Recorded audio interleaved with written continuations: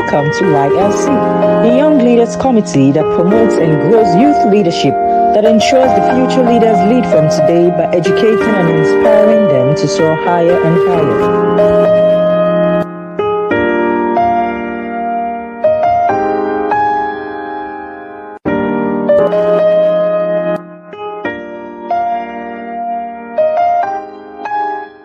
Welcome to the Young Leaders Committee, the leadership channel for growing and supporting leaders in all spheres of life. We will continue today from where we left off last time on effective communication. We established in the last session that communication is vital and exists among humans and even some non-humans. We said that communication consists essentially of man, sender, and receiver. We treated that in the last video. Medium, message, manner, and meaning. We discussed three of these, men, mediums, and manners, in our last video.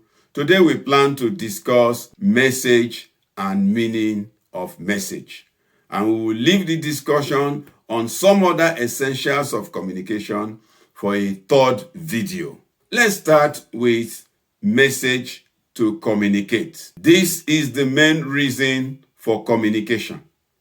It must therefore not be lost. That statement implies that a message could be lost or could be misunderstood or could be misinterpreted. And that means the sender has the responsibility and must be sensitive enough, careful enough, professional enough to ensure that none of these happens. Let's look at the nature and types of messages. Messages could be discussed with respect to their content, with respect to their context, and with respect to their composition or constituent. Messages are generally for human beings. Therefore, assess who the prospective receiver is and the person's likely ability to decode or recite the message. Make effort to send a message that is appropriate to the person at the time and to the person's most likely situation at the time. That is to say, your message should be personality dependent or compliant. Your message should be time dependent. Your message should be situation compliant. Depending on your motive, your message should be receiver friendly, at least tolerable to the individual. The composition of your message will determine the ease of understanding and correctness in decoding it. Again, reflect on the ability and attitude of the prospective receiver before you send your message. Know that your character is at stake. In sending a message, your own person is at stake. Your message will be used to assess you. Quite a number of persons have been adjudged differently from what they are, possibly because they sent something other than what they really intended. Fortunately, written messages avail us more opportunity to read and reread and then be able to adjust our message until we get messages that truly represent us and our disposition. Sadly, not many people take the pains to find out who they are and how their persons get into the messages they pass across. This is not good enough. Let's look at motive behind messages. Why do you want to send that message? What do you intend to get from sending that message? Reflect on the potential feedback from that message. When you send the message, what is likely to be the reaction or response of the recipient. Some people try to hide the real motives behind their messages. Well, it depends on you and what your motive is. While some of us can succeed in hiding our motives, not all of us will definitely succeed. It depends on the recipient. It depends on the recipient. That's to say that some receivers are sometimes able to decipher the real intent behind messages that they receive. That could amount to a trickster being in the grips of a trickster. There are messages sent to try, to trap, or to tempt. There are messages meant with the purpose to measure you, who you are, what you are, your understanding, or manipulate or motivate you. So both sender and receiver have the responsibility to correctly and objectively decode every message. Let's look at the man behind the message. Your thought, your level of reasoning, your mindset, your perception of both the receiver and value you attach to the message, your disposition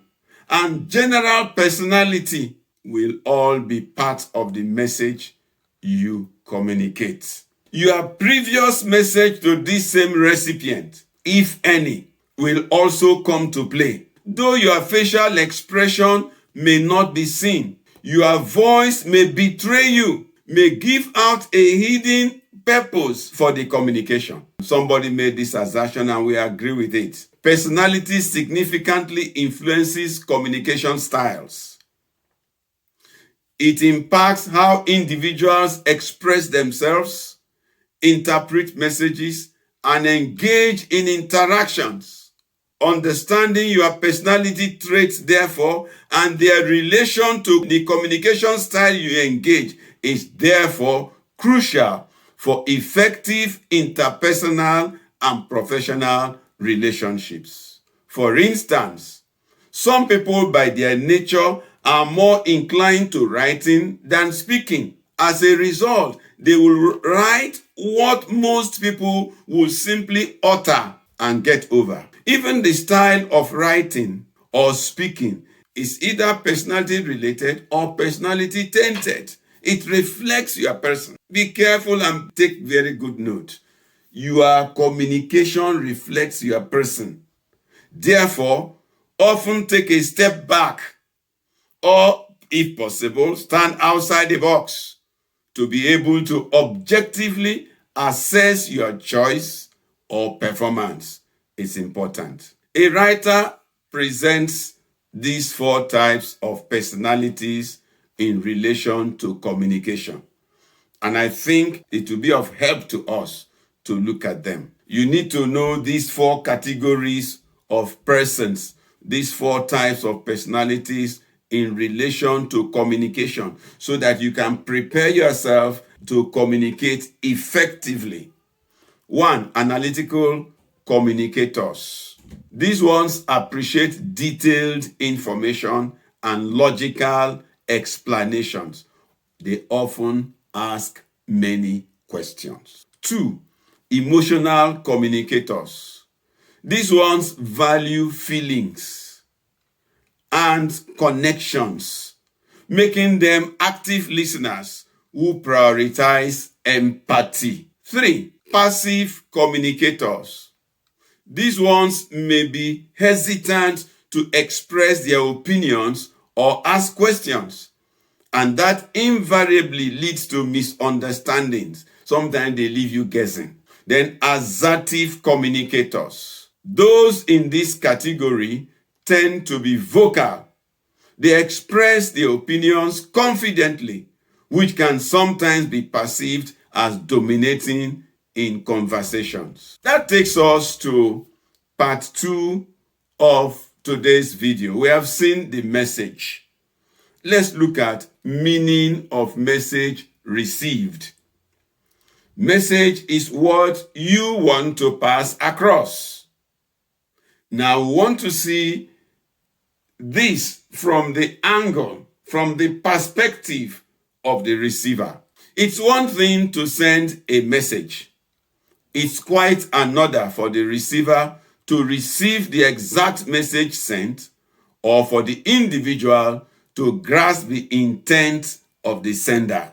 The motive behind a message and the meaning received may agree or be at variance. Ideally, they should agree, but experience tells us they don't agree all the time. You also need to note that the way people receive information can be more impactful than the information itself.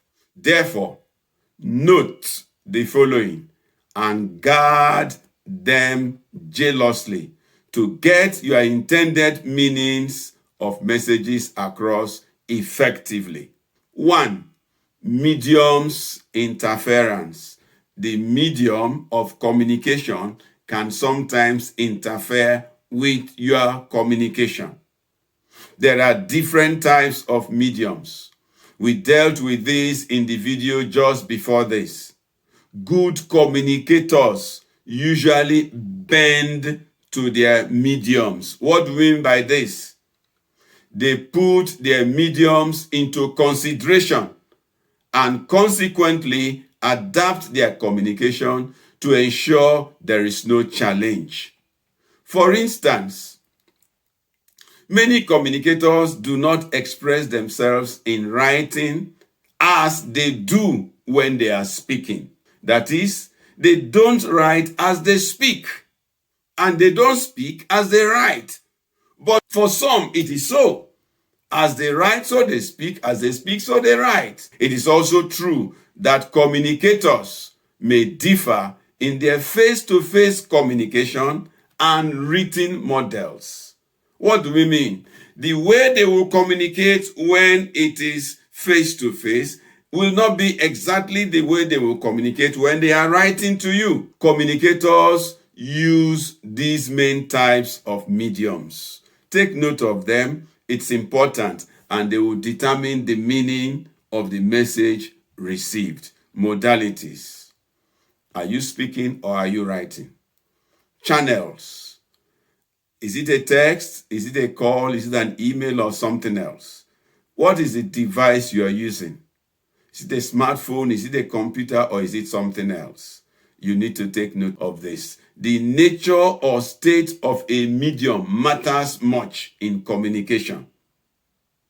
Network, for example, may affect the transmission of a message through a particular medium. The charge level, if you are using an electronic device, the battery level, for example, of your device might also affect the quality of the message received and what the receiver hears and how the receiver interprets the message received.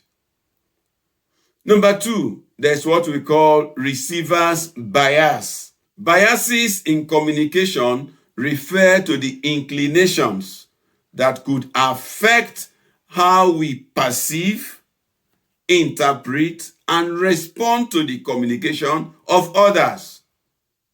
They potentially lead to misunderstandings, miscommunication, or even discrimination. Biases may stem from various sources, such as individual attitudes, cultural differences, or prior experiences.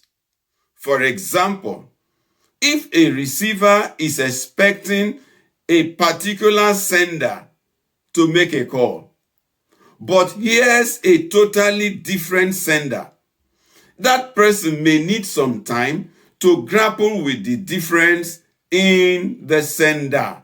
Note that this will go on simultaneously with the message. That what we mean by this is that while he's grappling with, who is it? I thought it's Mr. A. Why is it Mr. B? Meanwhile, Mr. B is talking, and it will affect how the receiver responds.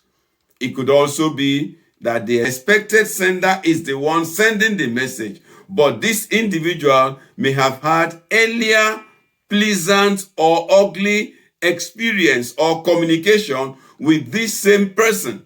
You know, sometimes people can be so excited hearing the voice of a friend, and they may not be in the best of moods, in a sense, so excited that they may not even get what is being communicated. It might even be the expected person that is online, but the receiver has something unexpected in the communication, which might alter the received message or his interpretation of the message. Biases or hesitations can crop up easily to affect communications. Let's look at environmental influences. The environment significantly impacts communication. It does so by creating both physical and social barriers that can hinder or facilitate effective interactions. Physical factors like noise, temperature, and seating arrangements can affect communication flow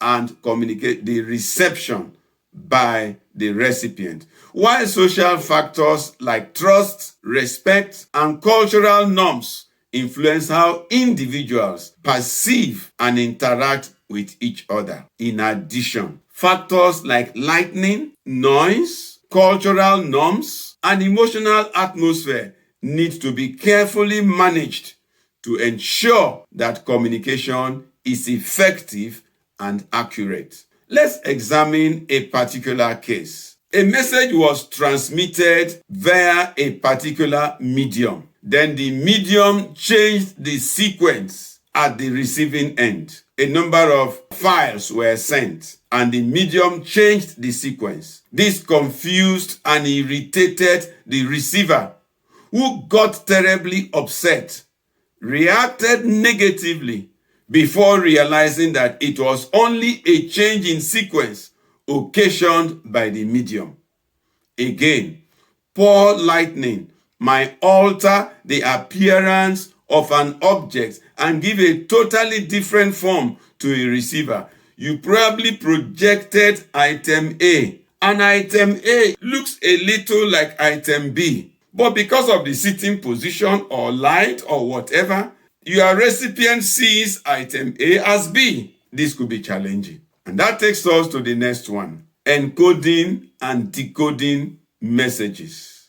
Encoding and decoding are fundamental processes in communication. Encoding transforms information into a usable format. It involves verbal and non-verbal symbols like words, signs, images, body languages, and these to represent thoughts or ideas. For example, a person writing a letter is encoding his or her thoughts into words and sentences.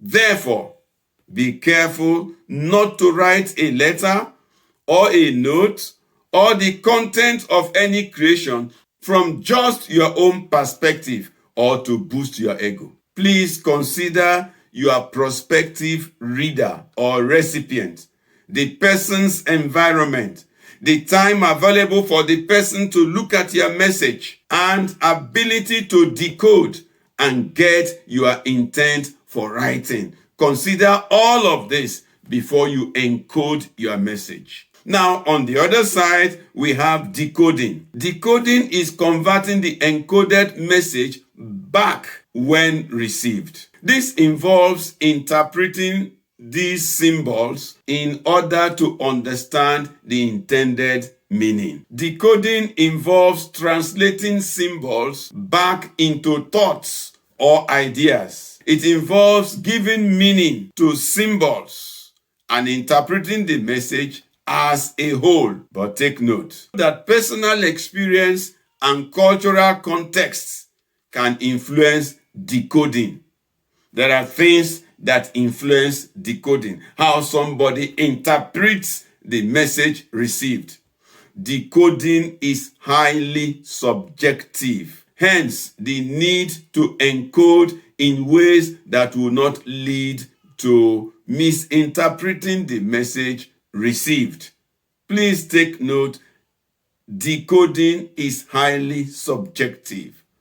So if you want to communicate effectively, You must encode your message in a way that reduces interferences and misunderstanding or misinterpretation. This is important. This ends our examination of the core of communication. In the next video, we will consider some other essentials about communication. Did you pick anything new? Do you disagree with any thoughts expressed in this video? Is there something you would like us to know or something you want us to capture? Please send such to the comment section or send it directly to us via our email displayed on the screen. We want to inform you that our international forum has commenced. February 2025, we had the first quiz. The prizes were very handsome and worth the effort. Decide to be part of the next. We hold quiz last Saturday of February, May, August, and November. You surely will enjoy your time in our forum. You can register now. Thank you. See you at the next session.